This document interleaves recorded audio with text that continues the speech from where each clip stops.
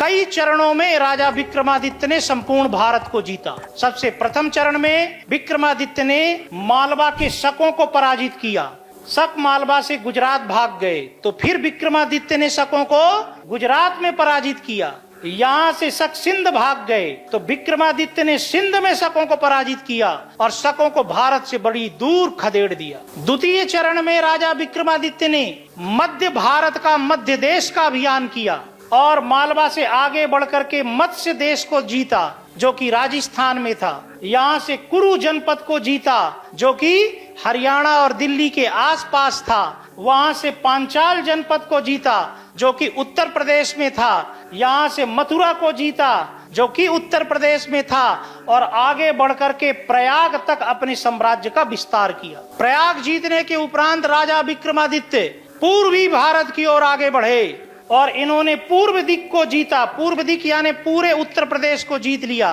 फिर अंग को जीता, यानी बिहार को जीता। गौड़ को जीता, अर्थात आज के बंगाल को जीता। बंग को जीता, अर्थात आज के बांग्लादेश को जीता।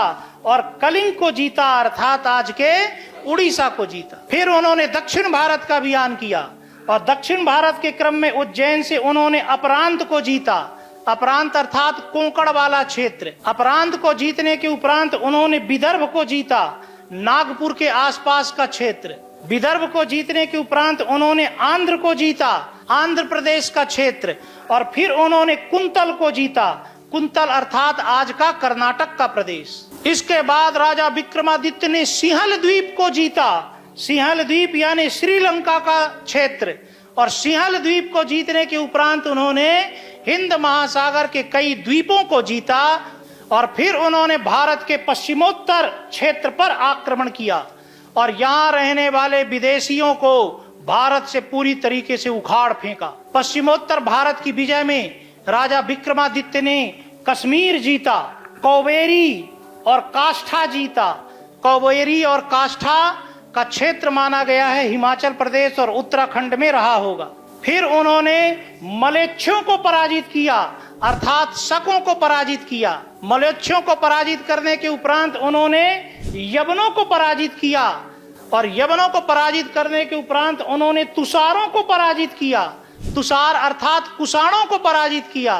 तुषारों को पराजित करने के उपरांत वो ईरान की सीमा तक पहुंच गए और वहां उन्होंने पार्थियन अर्थात पहलवों को पराजित किया।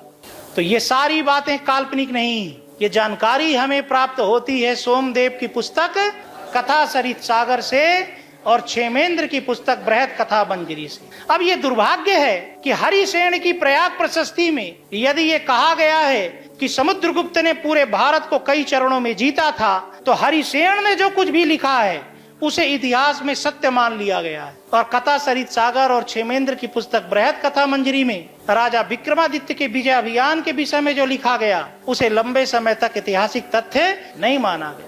मैंने आपको यह भी बताया था कि तुर्की की राजधानी इस्तांबुल की एक राजकीय लाइब्रेरी में, जिसका नाम है मकतब ए सुल्तानिया, वहाँ 8वीं शताब्दी ईस्वी में अरबी भाषा में लिखा गया एक ग्रंथ है। ग्रंथ का नाम है से अरुल ओकुल। उस ग्रंथ की रचना 8वीं शताब्दी ईस्वी में अरबी भाषा में अबू उमर अब्दुल्ला असमई के द्वारा की गई थी। और उसमें अरबी में कई कविताएं हैं। उनमें से एक कविता का हिंदी में अर्थ ये है कि अरब के लोग राजा विक्रमादित्य को धन्यवाद दे रहे हैं कि धन्य है राजा विक्रमादित्य, जिन्होंने हमारे देश को जो अंधकार में डूब चुका था, यहाँ उन्होंने भारतीय धर्म, ज्ञान और संस्कृति का प्रचार प्रसार करने के लिए विद्वानों को भेजा, और जिसके कारण हमारे देश का अंधकार दूर हुआ और हम एक नए ज्ञान, नई संस्कृति और नई विधा से परिचित हुए, जिससे हमारे देश का उत्थान हुआ। तो सोचो, इससे ये हमें समझ में आता है